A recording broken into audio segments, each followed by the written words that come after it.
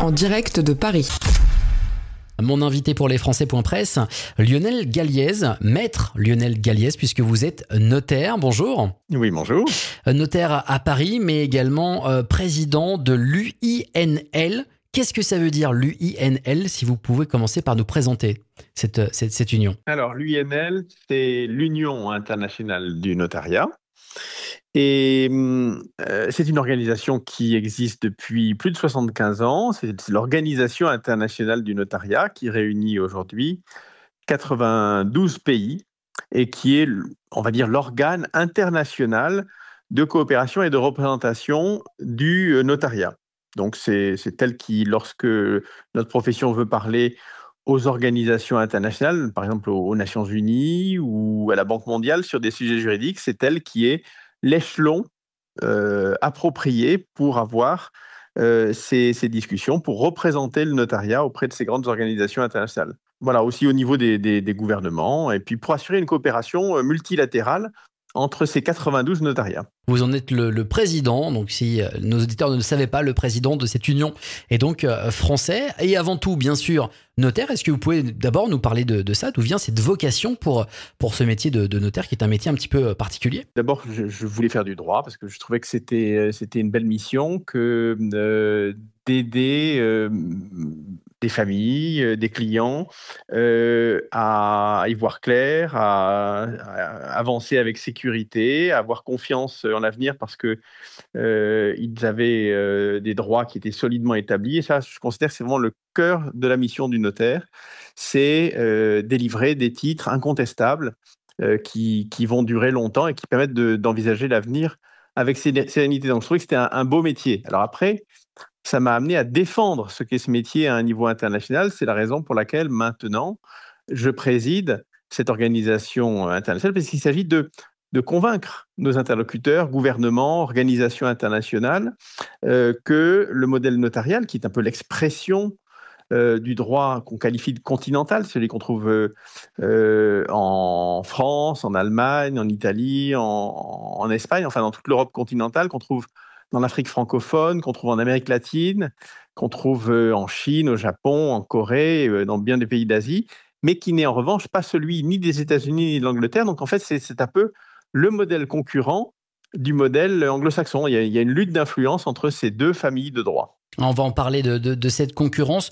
mais d'abord, comment se mènent vos travaux? Ce sont des rendez-vous comme un diplomate finalement, et quelle est l'ambition de cette union? Quelle est votre ambition à la tête de cette union? Alors, il faut d'abord faire fonctionner cette union qui se réunit en assemblée générale, en conseil général plusieurs fois par an, parce que c'est un lieu de rencontre et d'échange entre les notaires du monde entier.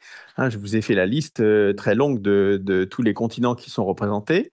C'est aussi évidemment un travail de représentation et d'influence auprès des gouvernements et des organisations internationales pour faire valoir les avantages que le notariat apporte à un pays en termes de sécurité juridique. Et donc, effectivement, je suis amené à beaucoup voyager pour représenter la profession et rencontrer des ministres des Affaires, des ministres de la Justice, des présidents de Cour suprême, des parlementaires, et leur expliquer les avantages d'étendre les missions du notariat, de renforcer la sécurité juridique par l'intermédiaire de notre profession qui est au service de l'État. Hein. Nous sommes des officiers publics.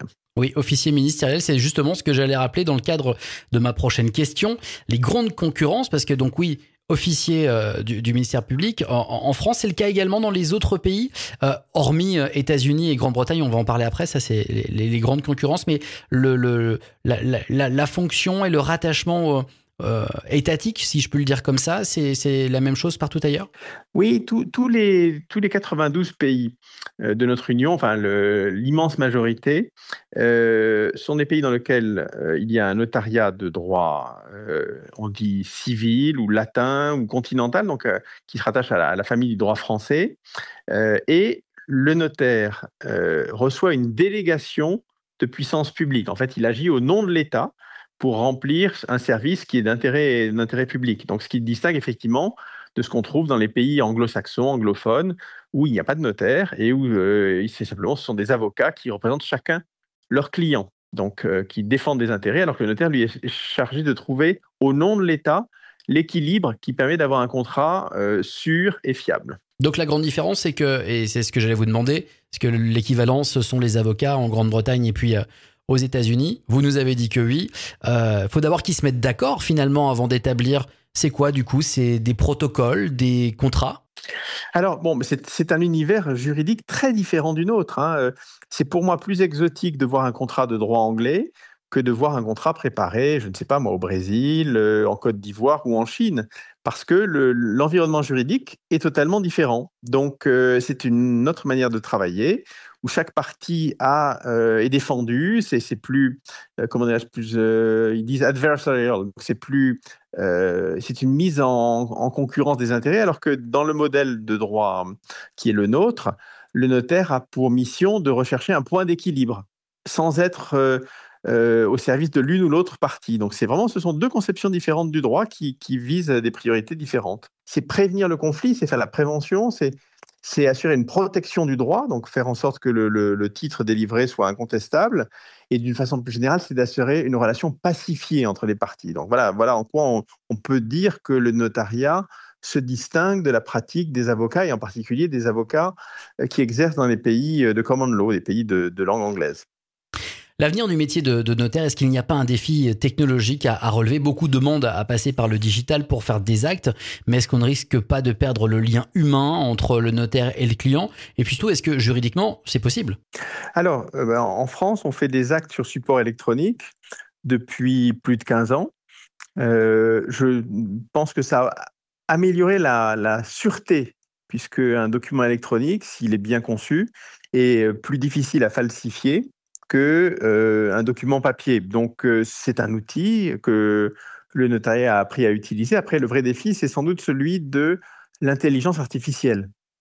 Mais moi, je ne pense pas que nous serons remplacés par des intelligences artificielles, parce que quand il s'agit de délivrer un conseil, d'écouter les gens et de comprendre ce qu'ils veulent, il y a une part humaine inaliénable qui ne pourra pas nous être enlevée. On n'a pas confiance en une machine, on a confiance en une personne qui connaît son métier. Donc, je pense que notre profession n'est pas remplaçable. Par contre, on apprendra sans doute à travailler avec ces outils pour être plus efficace.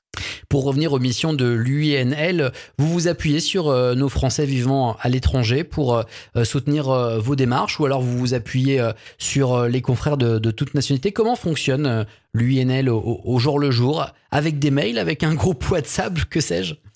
Alors, en fait, l'UNL, c'est une organisation qui se réunit physiquement, qui organise des grandes réunions 2 fois par an, des réunions au niveau continental, donc il y a de vraies rencontres. On ne peut pas tout faire en visio. On a été obligé de le faire pendant la période de la pandémie, mais aujourd'hui, on a plaisir à se rencontrer lors de ces réunions. Évidemment, tout au long de l'année, on échange de manière intensive avec tous les moyens qu'on a, les emails, la visio, pour faire avancer le programme de l'Union.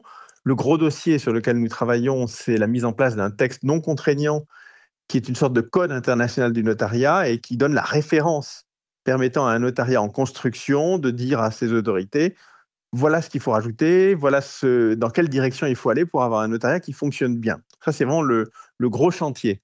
Alors après, quant à notre relation avec les Français de l'étranger, en fait, c'est plutôt, nous, une organisation internationale qui réunit la Chambre nationale, l'instance nationale du notariat. Donc, c'est un organisme de coopération entre les différents notariats du monde. Mais cela, évidemment, est aussi utile parce que c'est un excellent réseau, et il faut savoir qu'au niveau français, au niveau du notariat français, le Conseil supérieur du notariat français, lui, va à la rencontre des Français de l'étranger en organisant régulièrement des réunions. Et évidemment, le fait d'avoir des correspondants dans tous les pays où cette équipe de notaires français va à la rencontre des Français de l'étranger, c'est très utile pour associer des confrères locaux, des confrères du pays, et avoir le double éclairage. L'éclairage du point de vue d'un notaire français et l'éclairage du point de vue d'un notaire local, quand il s'agit d'analyser la situation d'un expatrié ou d'un Français de l'étranger, c'est bien d'avoir la double vision pour avoir un conseil complet. Et pour terminer, on parle beaucoup en ce moment en France de l'augmentation des frais de notaire. Alors c'est lié au projet de loi de finances, ces fameux frais de notaire qui vont encore augmenter. Peu de gens le savent, mais finalement les frais de notaire ne sont pas des frais de notaire. C'est avant tout une taxe de l'État pour les collectivités locales. Alors là, elle augmente, c'est que la part taxe qui augmente, ou alors vous, votre rémunération, comme tout autre travailleur, va augmenter également? Vos honoraires vont également augmenter? Alors, écoutez, il y a des travailleurs dont la rémunération va peut-être augmenter, mais ça n'est pas notre cas, puisque ce dont il est question, c'est d'augmenter la taxe qui est collectée à l'occasion d'une vente. Mais les émoluments du notaire, la rémunération du notaire ne va connaître aucune augmentation à l'occasion de cette hausse.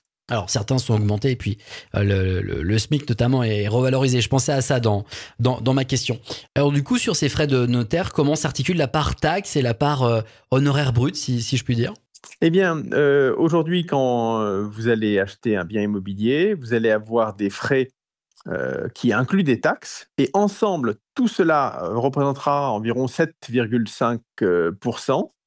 Et sur ces 7,5%, vous avez 0,8% pour le notaire. Le reste, ce sont des taxes que nous collectons et reversons au Trésor public. Et qui servent à quoi au final? Alors, eh bien, il y a une part importante qui est versée au budget des départements et des communes. Et le reste, c'est de la TVA qui va dans le budget de l'État. Merci pour tous ces éclairages.